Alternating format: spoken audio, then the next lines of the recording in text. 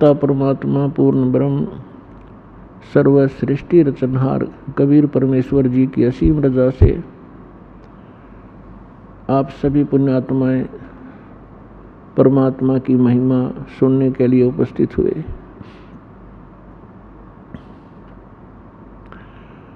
परमेश्वर अपनी जानकारी, अपने विषय में यथार्थ ज्ञान और सारी सृष्टि की रचना की जानकारी स्वयं ही प्रदान करने के लिए इस काल के लोक में सशरीर आते हैं, सशरीर चले जाते हैं। जैसा कि आप जी को बहुत बार सृष्टि रचना में बताया गया है कि आप सभी चींटी से लेकर हाथी तक जितने भी पशु पक्षी जलचर और जितने भी रंग से लेकर राजा मानव शरीरधारी प्राणी हैं, ये सभी उस परमात्मा कबीर जी की आत्मा हैं। और हमने अपने पैर पे आप कुल्हाड़ी मार रखी है अपनी गलती के कारण। फिर भी कहते हैं बच्चे गलती कर ही देते हैं, माता पिता फिर भी उनके लिए उनके बचाव का भरसक प्रयत्न करते ही रहते हैं जितना उनका सामर्थ्य होता है। पुण्यात्माओं, अभी आप बालक हो, बच्चे हो, इस ज्ञान में जिसमें आपको ये परमात्मा का यथार्थ ज्ञान होगा और आपकी आत्मा स्वीकार करेगी एक दिन कि सचमुच ये स्थान ठीक नहीं। और जो ज्ञान दास बता रहा है ये किसी डूम भाट के गीत नहीं है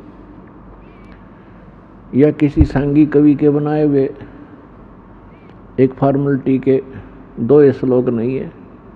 ये God given complete spiritual knowledge है जो स्वयं परमात्मा ने आके ज्ञान बताया है। इसके साथ साथ वो परमात्मा अपनी लीला अनुसार जो वो लीला किया ही करते हैं, सतलोक से आए और जिन महापुरुषों को वो मिले उनको सतलोक लेकर गए, उस स्थान पर लेकर गए जो हमारा मूल स्थान है, जहाँ आप और हम सभी रहा करते थे, आपका परिवार था। वहाँ पर सभी सृष्टि ऐसी ही है, ऐसे ही नर और नारी करके वहाँ सब बच्चे हैं, सारी सुविधाएं हैं, उसी की डुप्लीकेट नकल काल ने यहाँ कर रखी है। एक तो सोने के खिलौने हों और एक मिट्टी के कुम्हार के बनाए हुए, तो उनमें और उनमें बहुत अंतर होता है। वो कुम्हार के बनाए हुए खिलौने तो 2 मिनट में टूट जा, हाथ पाव न टांग पाओ उसकी, और सोने के बने हुए कहीं पटको उठा के उनका कुछ नहीं बिगड़ता, कीमत गनी होती है। तो सतलोक के अंदर आपको ऐसा शरीर मिलेगा जिसका नाश कभी नहीं होता, उसमें वृद्ध अवस्था नहीं है, बुढ़ापा नहीं है, सदा युवा बने रहोगे। और जिन क्रियाओं को आप यहाँ करते हो, सैर सपट्टा करना प्रत्येक आत्मा चाहती है, हिल स्टेशनों पर घूम का वहाँ जाकर पार्कों में डोड़ा में घूमें, ये सारी सुविधाएं आपको सतलोक में प्राप्त है। प्रत्येक के घरों में ऐसा है। और घूमने के लिए आपके पास विमान है, वहाँ पर विमान। यहाँ तो एक मोटरसाइकिल हो जाए बड़ी बात मानते हैं हम, और 6 दिन में तेल डलाना पड़ेगी तो लंबे सफ़र में जावत है। तो वहाँ कुछ भी नहीं है, निष्कर्म में मोक्ष वहाँ प्राप्त होता है, बिना काम किए सारे सुख प्राप्त होंगे, लेकिन वो होगा यहाँ किए हुए का प्रतिफल। जैसे बच्चा विद्यालय में जाता है और विद्यालय में यदि वो उन सुखों को प्राप्त करता रहे जो उसने नौकरी प्राप्त करके प्राप्त करने थे, विद्यालय में यदि वो ऐसे ही सैर सपट्टे करता रहे, टीवी फिल्म देखता रहे, गाने सुनता रहे, जो उसका उद्देश्य उसको कर नहीं रहा, तो वो आगे चल के बहुत दुखी होता है। इसी प्रकार वो जो विद्यार्थी अपनी सच्चे दिल से पढ़ाई कर जाते हैं, सफल हो जाते हैं, तो फिर उसको उस फील्ड में जा कर के वो सुविधाएं प्राप्त होती हैं जो उसकी शिक्षा का ही प्रतिफल होता है। ठीक इसी प्रकार आप जी विद्यार्थी हैं, जिनको मानव शरीर प्राप्त है, ये सब ड्रेस है अलग से। जैसे विद्यालय में जाने वाले विद्यार्थियों की अलग से पोशाक होती है। इसी प्रकार आप जी को जिनको मानव शरीर प्राप्त है पूरे विश्व में, ये परमात्मा पाने वाली यूनिवर्सिटी में, विद्यालय में प्रवेश प्राप्त कर चुके हैं। इनके इतने अच्छे नंबर थे कि इनको प्रवेश मिल गया और ये ड्रेस मिल गई, नहीं तो कुत्ते गधे सूअर की ड्रेस ये पहले आप पहने हुए थे। जिसको भी आज मानव शरीर प्राप्त है या कभी भी होता है तो उसका उद्देश्य भिन्न होता है, और उद्देश्य को छोड़कर वे यहीं पर कोठी बंगले कार, सांग सिनेमे, ताश खेलते रहते हैं, राजनीतिक गपौड़ मारते रहते हैं, तो विद्यार्थी फेल हो जाते हैं। और फेल होने के बाद फिर उनको कितना कष्ट होता है। और जो बच्चे पढ़ जाते हैं, शिक्षा ग्रहण कर जाते हैं अच्छी लगन लगा कर, आगे चलकर उनको बड़ा सुख प्राप्त होता है।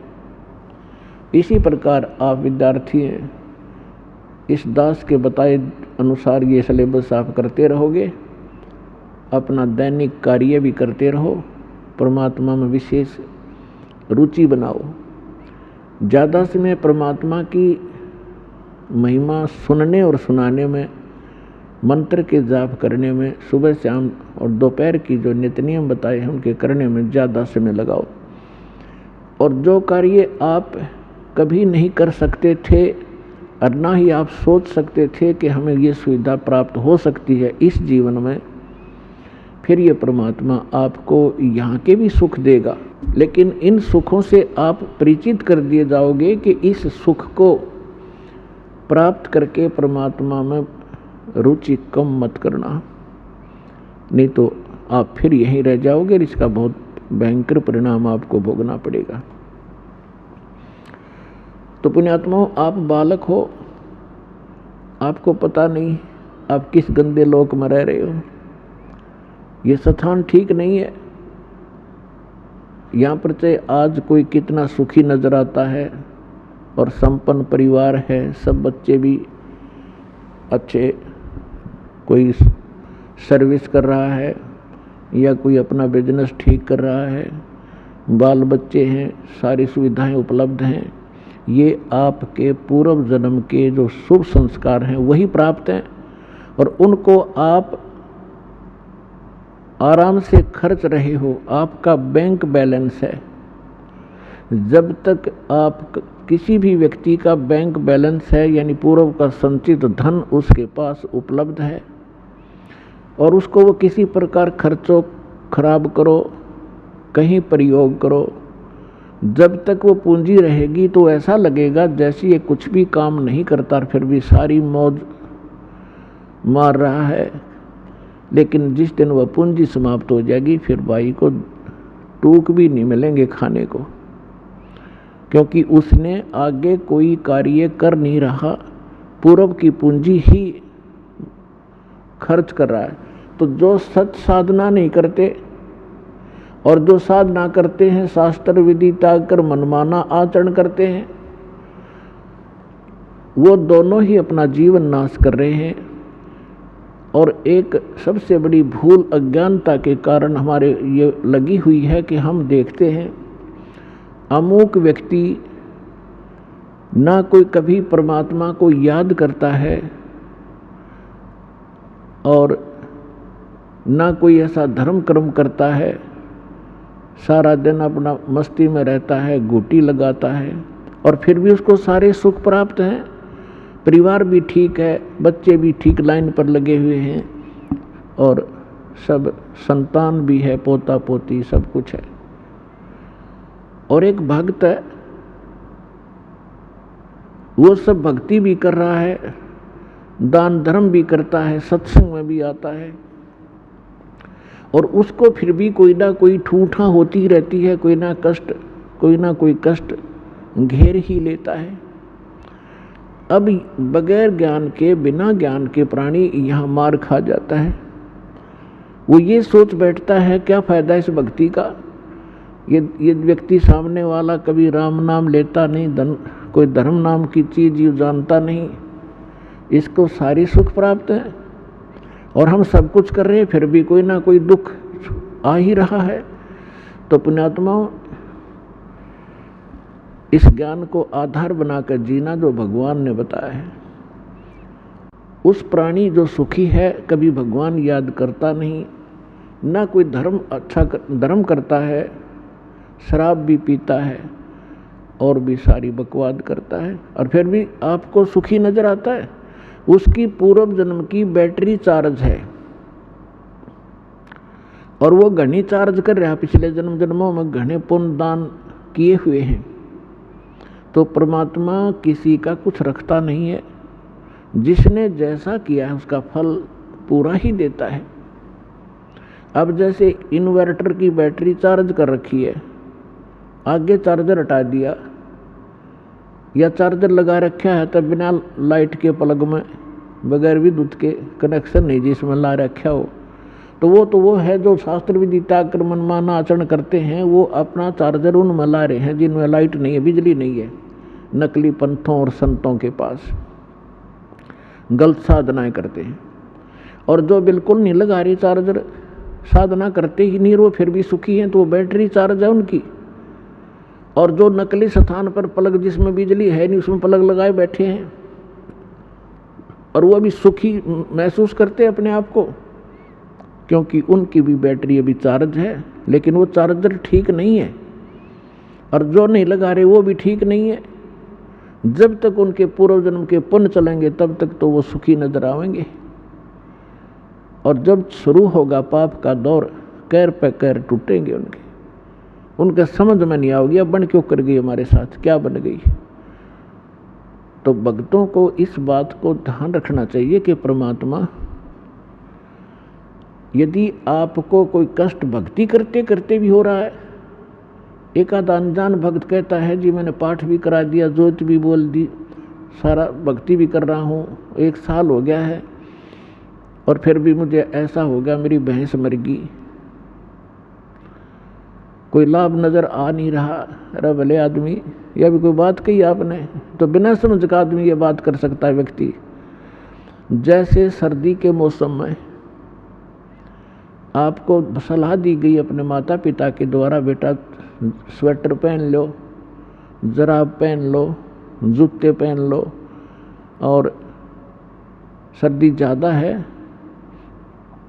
अब जराब भी पहन रखी हैं, जूते भी पहन रखे हैं, कमीज मोटा पहन रखा है और स्वेटर भी पहन रखी है, और फिर भी सर्दी महसूस हो रही है।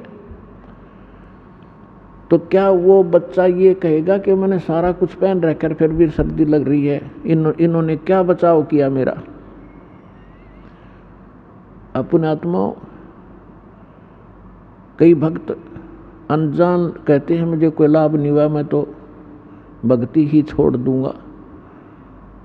तो ये बातें इस ज्ञान को सच्चे ढंग से अच्छी तरह ना समझने के कारण ही ये मन में इस प्रकार की जो दुर्भावनाएं पैदा होती हैं। उसके लिए सत्संग ध्यान से सुनना चाहिए।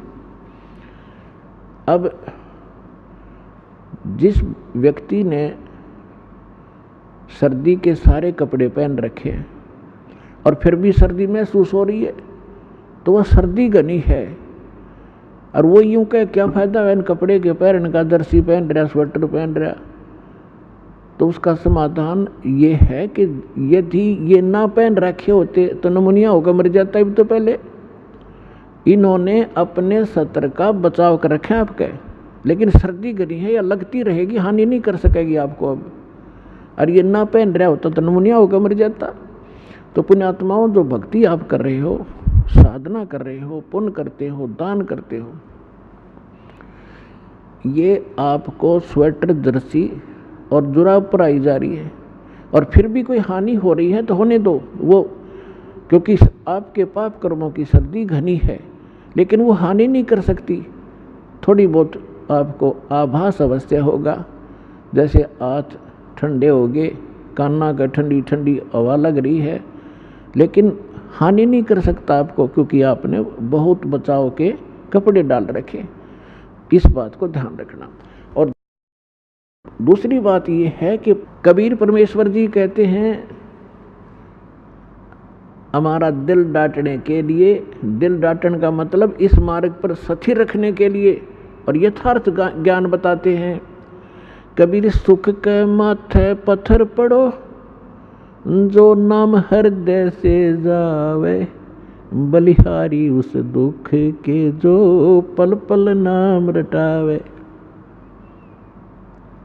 अब परमात्मा कहते हैं इसे सुख के आग लगे भाड़ में जावे, जिस तो भगवान की भूल पड़े, आपका नाम याद ना आवे परमात्मा, ऐसा सुख मत देना। और बलिहारी व दुख के जो पल पल नाम रटावे,